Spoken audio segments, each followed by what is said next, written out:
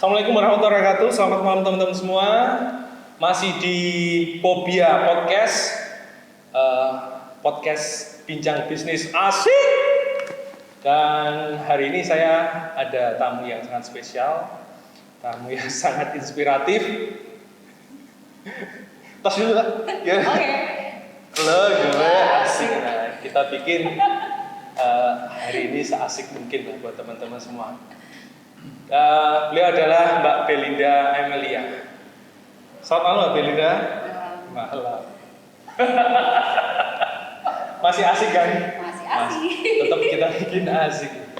Sibuk apa sekarang Mbak Belinda? Sekarang sibuknya apa ya? Saya memiliki kesibukan yaitu lagi mencari kesibukan. Oke. Dan hari ini salah satu ini apa itu namanya kesibukan yang saya cari-cari. Jadi usaha untuk mencari kesibukan ini. ternyata kita sama ya. Enggak juga Mas Ari itu sangat sibuk orangnya.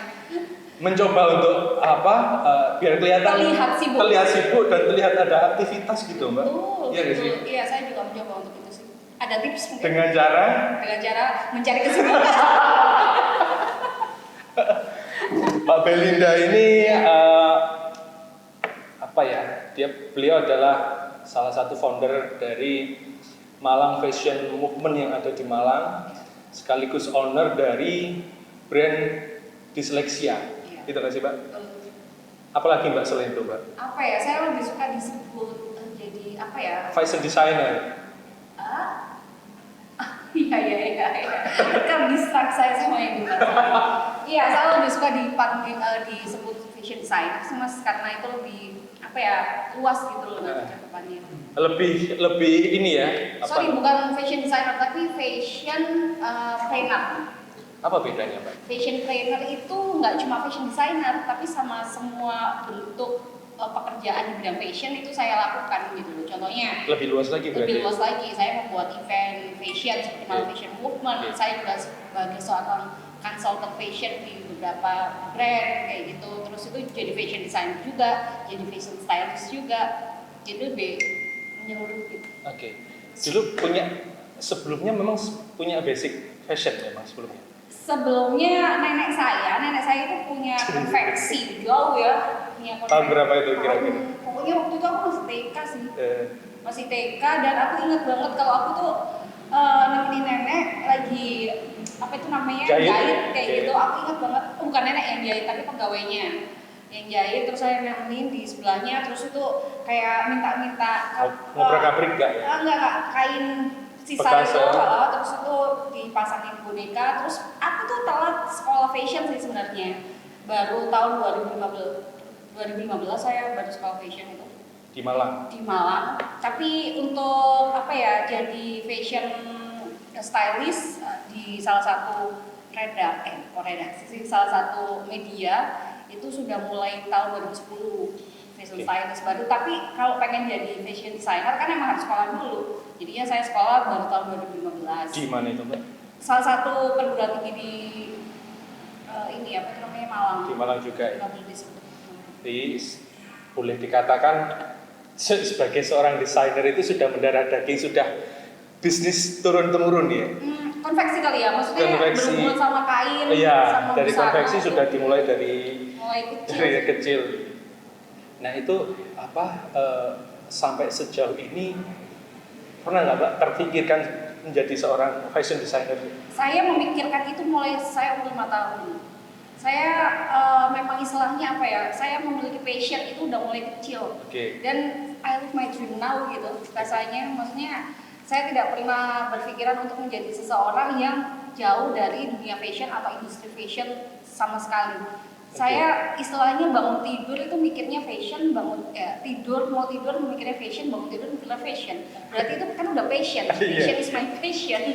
Gitu sih. Passion dengan kita melakukan hobi atau ini beda ya? Beda. Kalau hobi kan nggak konsisten. Gitu ya. Dan nggak konsisten. Kalau passion itu adalah sesuatu yang memang kita pikirkan mulai dari bangun sampai tidur lagi, dan itu seumur hidup yang kita impikan. Itu sih maksudnya. Apapun yang saya lihat, contohnya lampu gitu ya.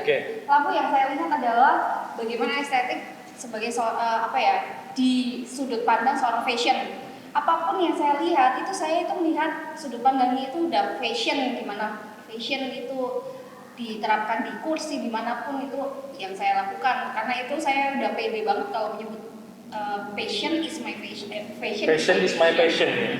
Perlu digarisbawahi juga, keren banget. Nah, Mbak Bel, sejauh ini sudah punya berapa brand sih yang sudah dihasilkan dari menggeluti di dunia ini? fashion ya. Dunia fashion. Baru berapa ya? Baru 4 kali ya yang terdaftar di Haki, itu namanya Bellebel ya, Bellebel gitu. Labelnya Belinda gitu istilahnya, Okay. Bellebel. Terus itu lagi Belinda Amelia itu memang khusus untuk baju yang memang apa ya? Istilahnya menengah ke atas kayak gitu. Okay. Itu brandnya Belinda Amelia. Terus ada Dyslexia itu untuk baju streetwear, sama Yumauta yang baru aja Barusan dirilis ya? itu baju ini activewear. Teman-teman boleh di ads ya. @yumauta.id. Yumauta. Yang lain kan boleh juga tuh sebenarnya. Iya. Brand-brand tadi yang disebutkan Iya, tadi. iya, kan? Dyslexia. Ada semua. Enggak ada. Adanya website lagi di ini sih develop sih belum. Lagi. Yang memang Yumauta itu yang aku pede banget gitu. Tapi itu semua sudah didaftarkan, sudah punya ini ya. Yang didaftarkan masih 2 yaitu Belinda Amelia sama Bellebel itu. Bellebel. Itu udah keluar sih namanya. Dan masing-masing brand itu punya segmen pasar sendiri-sendiri. Betul. Kayak menentukan kayak gitu atas dasar apa sih, Kak? Atas dasar memang itu sudah Penglihat peluang pasarnya. Betul. Jadi mulai segmen bawah sampai segmen atas diambil semua. Tapi ya tetap garis desain saya itu ya tetap seperti itu. Baju saya itu kebanyakannya memang misalnya versatile ya. Versatile itu kayak genderless gitu loh. Okay. Apa ya? Nggak ada ini baju buat cewek, ini baju buat cowok, itu nggak ada. Baju saya itu genderless memang. Gitu. Nggak Jadi ada. cowok cewek bisa semua ya. Unisex lah ya. Unisex. Okay. Bahkan saya juga lagi ngeluarin scarf buat cowok, tapi masih bisa dipakai untuk cewek. Oh ya? Yes. Keren Dan sekali. aku lagi mau ngeluarin rok buat cowok. Serius itu. Serius banget. Teman-teman, ini baru ya. Nanti ini kan juga perlu bikin penasaran juga. Nanti bisa dicek. Dia apa Mbak ya? Kalau lihat itu. Di Belinda Amelia sih, @belinda_amelia. Di situ tuh banyak postinganku tentang, maksudnya bukan Rok buat produk ya. cowok. Bukan produk, tapi memang kayak teaser kayak gitu. Nah. Ini seriusan, ini bakalan Iya sih, saya juga hype banget. serius ini Bang. Ini hype banget, bakalan hype 2021 kalau bajunya itu habis ini genderless banget. Maksudnya baju cewek itu masih bisa dipakai cowok, tapi tetap kelihatan maskulinnya, tetap kelihatan femininnya kalau dipakai cewek, tetap maskulin kalau dipakai cowok. Seriusan. Pertama kali nggak sih itu? Hah? Sebelumnya pernah ada nggak sih kayak gitu? Genderless, ya. Nggak, iya. artinya bahwa produk itu bisa dipakai cowok dan cewek itu Bisa. baru pertama kali. Kalau untuk fashion item lainnya kayak t-shirt kayak gini kan cewek cowok bisa Bisa, pakai okay. kan. Tapi kalau rok kan belum pernah karena itu memang istilahnya segmented banget. Kalau Terfikirkan ya Mbak ya? terpikirkan karena lihat seseorang sih. Kadang-kadang saya tuh melihat seseorang, aneh ini cowok tapi kok cantik ya. Oke. Kayak gitu akhirnya. Terpikirkanlah untuk itu ya. Kamu kalau seandainya ada dari kamu pakai rok gitu, mau nggak gila lu kayak gitu. Kebanyakan orang yang open minded itu bukan orang Malang sih, Wow. bukan orang Malang. Wow. Jakarta kebanyakannya, terus tak tunjukin nih modelnya kayak gini nih gitu. Wih lucu juga ya, coba deh tak pakai gitu. Dan itu sudah diproduksi.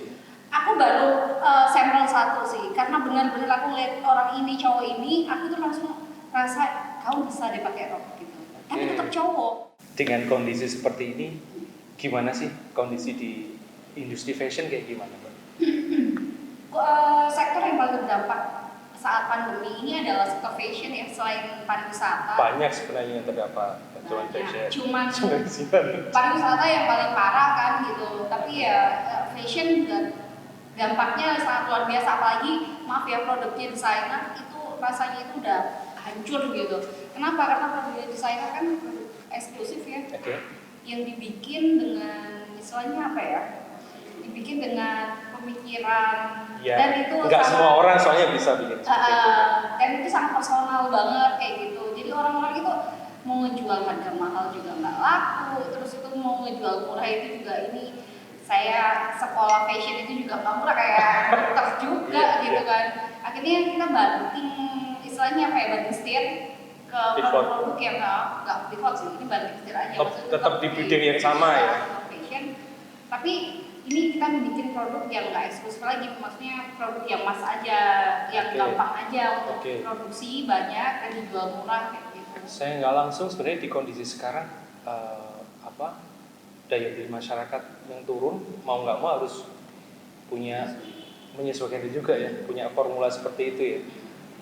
Dengan kondisi seperti ini, apa sih Mbak kira-kira strategi yang dari Mbak Belinda bisa kasih buat teman-teman? Pasti kan sebenarnya kalau ngomong terdampak di kondisi seperti ini nggak cuma di fashion juga, kuliner, pariwisata, terus apa lagi ya, banyak sekali sebenarnya yang terdampak. Nah kira-kira pasti teman-teman juga punya bisa jadi punya problem yang sama dengan Mbak Belinda. Nah kira-kira apa sih yang bisa ditawarkan untuk strategi apa sih kira-kira untuk teman-teman? Ya kataku sih sekarang ini harus penyesuaian pasar lagi ya, cari pasar baru lagi, market baru lagi. Terus market itu restart lagi. Restart lagi, jujur aja ini Mas ya. Sekarang kita itu udah nggak ada desainer senior junior. Kita itu rasanya itu udah di apa ya istilahnya garis start yang sama gitu.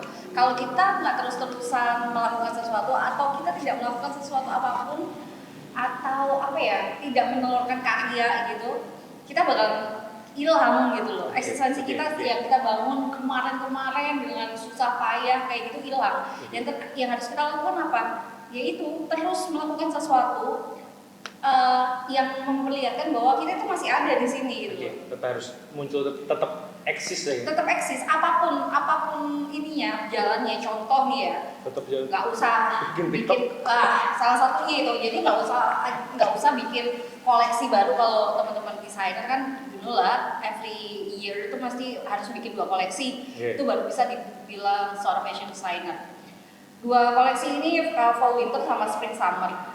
Kita nggak perlu lah bikin. Kalau aku sih sekarang ini aku agak mengurangi untuk bikin itu. Satu karena saya tidak ada budget untuk bikin itu. Untuk bikin 1 koleksi ada 8 look itu tuh biayanya sudah luar biasa mahal. Dan solusinya adalah istilahnya recycle, upcycle koleksi-koleksi lama.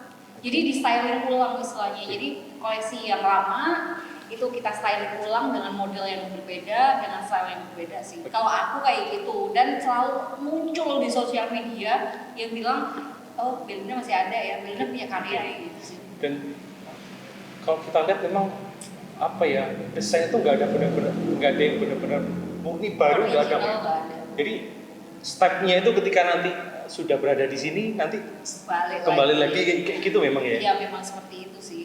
Jadi memang model baju sama semua sih karya rancangan itu desain itu selalu berputar kan, not only fashion ya, arsitek pun juga kayak gitu, kaligrafis juga kayak gitu. Selalu berputar jadinya nggak ada salahnya, penting kita itu punya karya, inovasi kayak gitu. Dan selalu terus berinovasi nih. Harus selalu berinovasi, harus belajar. Intinya itu kan orang desain itu harus belajar dan harus peka terhadap situasi lingkungan yang selalu berubah gitu loh. Ini sudah jalan berapa bulan pandemi ini? Dan ini sudah mulai untuk industri fashion sudah mulai bergeliat lagi sekarang. Iya, mulai menggeliat lagi. Thanks to beberapa ini ya, government ya. Event sebenarnya belum, tapi kalau virtual sih masih jalan gitu. Event fashion show virtual itu masih jalan. Kebetulan aku ini September tanggal 1 sampai 6 ini ada show di Jakarta, cuma virtual gitu. Jadi gimana bayangannya? Bayangan saya mereka hanya memproduksi video gitu untuk ditayangkan secara streaming. Dan di situ ada kayak semacam press con kayak gitu, yaitu streamingnya waktu press con, terus kita ditunjukin videonya yang sudah kita bikin dengan koleksi kita kayak gitu sih. Nggak asik sebenarnya, tapi ya sudahlah adanya seperti itu ya harus kita ikutin. Oke. Dan kira-kira nih bayangan untuk tren industri fashion 1-2 tahun ke depan kira-kira seperti apa sih, Mbak Bel? Saya tidak bisa memprediksi kalau 1-2 tahun ke depan karena dunia fashion itu sangat bergerak dinamis banget mas. Jadi kalau saya bisa memprediksi tahun kuartal ini sudah masuk kuartal ke berapa nih?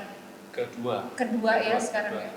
Kuartal ketiga itu bisa kelihatan untuk trend fashion di tahun berikutnya 2021 itu seperti apa. Mungkin kita akan berbicara tentang item fashion yang sekarang itu banyak muncul. Maksudnya item fashion baru sebelumnya itu bukan satu item, contoh ya masker. Dulu itu bukan item fashion. Dan sekarang sudah jadi masuk item fashion. Itu juga ya. Kemudian facial itu juga termasuk item fashion.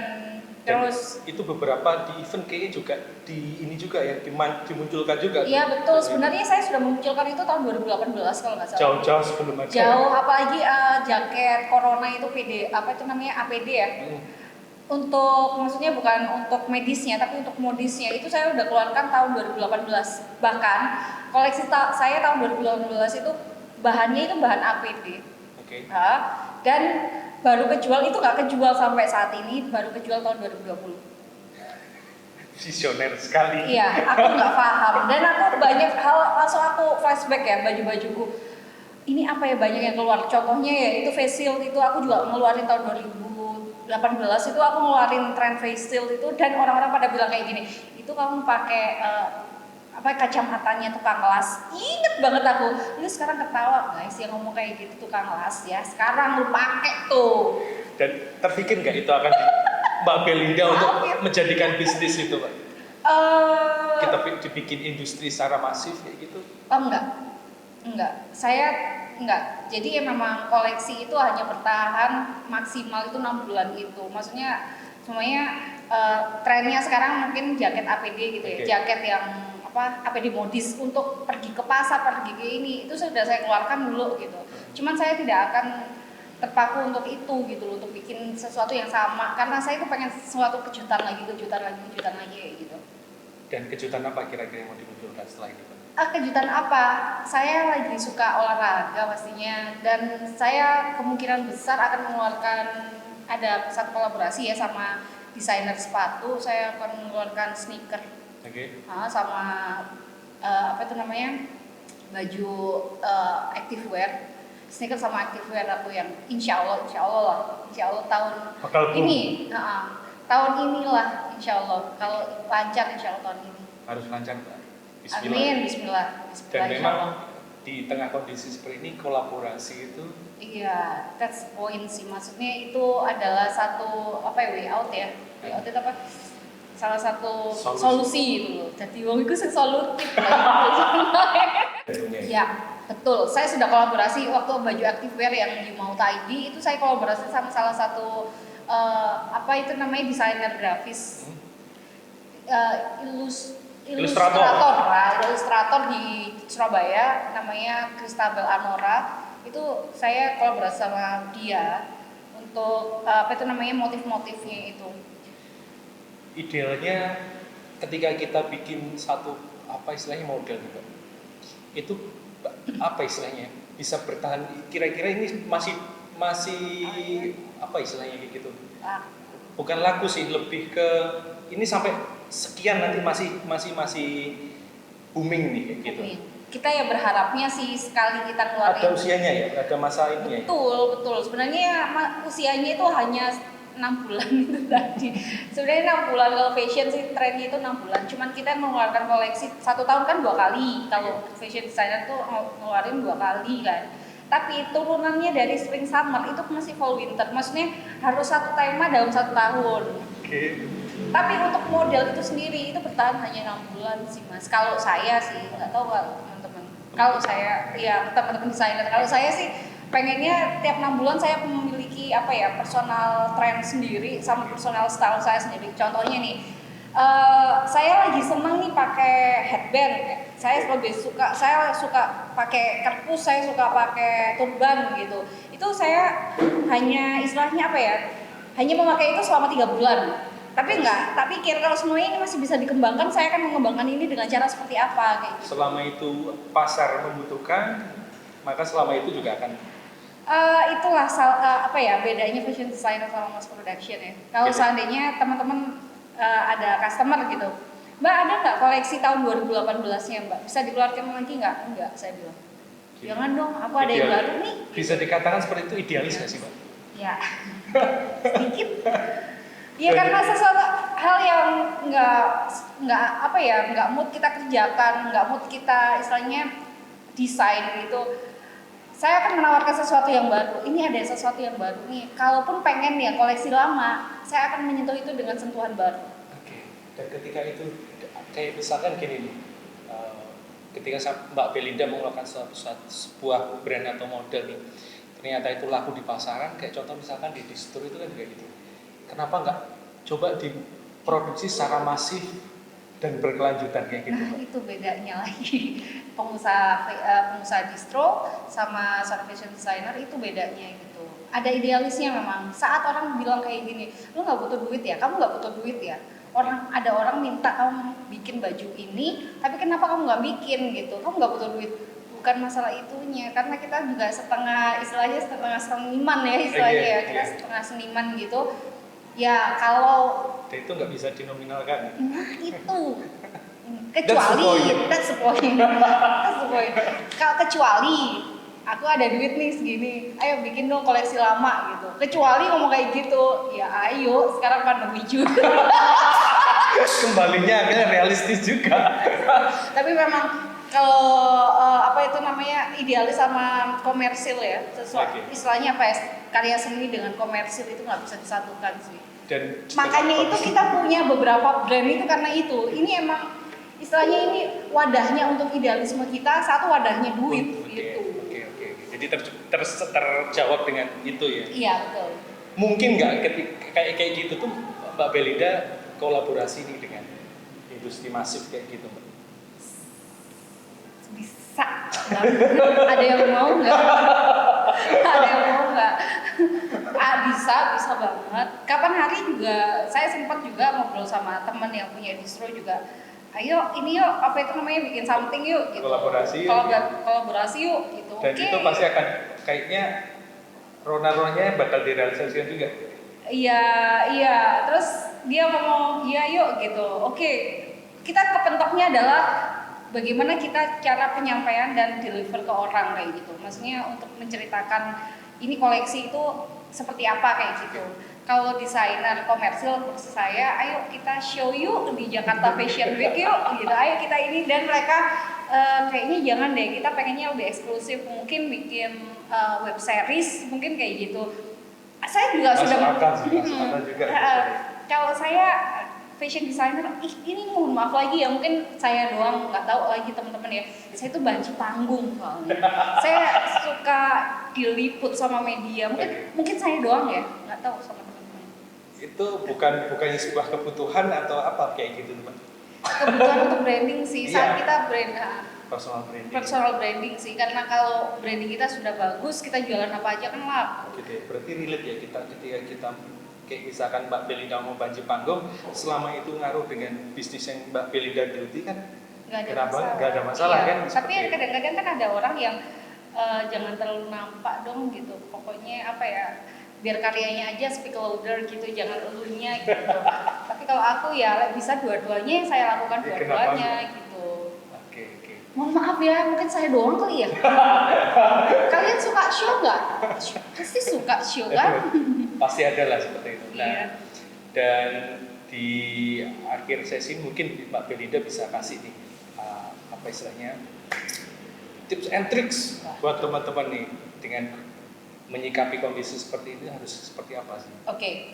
Mungkin saya juga sebenarnya minim banget untuk apa ya, pengetahuan untuk itu. Jujur aja saya ini lagi mencari cara merendahkan diri untuk menaikkan mutu. No. Bukan, ya. Meninggi untuk meninggal. Saya lagi cari cara juga selain kolaborasi tadi. Cuman saya mungkin bisa ngasih tips untuk teman-teman yang pengen masuk di dunia fashion kali ya. Itu karena ngelihat dunia fashion sangat gemerlap, mungkin teman-teman sangat tertarik. Padahal di situ itu sangat berdarah-darah guys. Itu sangat sulit. Bukannya saya serius satu ya. Ini bukan nggak nakut-nakutin kan ya? Enggak, kalian harus bersiap aja gitu kalau pengen masuk dunia fashion. fashion itu apa yang harus disiapkan? Satu, yang pastinya selain tenaga, modal. Karena show itu nggak murah. Jujur aja ya, Jakarta Fashion Week tidak berapa sih harga. kisaran kita ini? Pengen tahu? Pastilah ada yang pengen tahu. Iya, oke. Kalau Jakarta Fashion Week tidak menurunkan harga sampai sekarang, pandemi, non pandemi nggak peduli, harganya tetap 350 juta 45 menit. Segitu guys. Kemudian apalagi ya? Yang paling murah aja, ya tapi skalanya masih nasional itu di Surabaya Fashion Parade 225 juta untuk sekali show 8 baju. Dan itu impactful terhadap produknya. Harus punya ini dulu sih, harus punya pasar dulu baru itu ngefek banget. Gitu ya? Jadi produk dulu atau market dulu? kalau saya market dulu sih, nyari cuan dulu sih. Maksudnya kamu harus tahu marketmu itu siapa, baru produknya itu kamu create gitu. Kalau sekarang ya, kalau dulu aku produk dulu terus nyari pasar. Kalau sekarang jangan ngadi-ngadi, cariin dulu. Ojo boleh ini. Jadi kita harus tahu dulu apa yang lagi tren, itu yang kita kejar. Oke.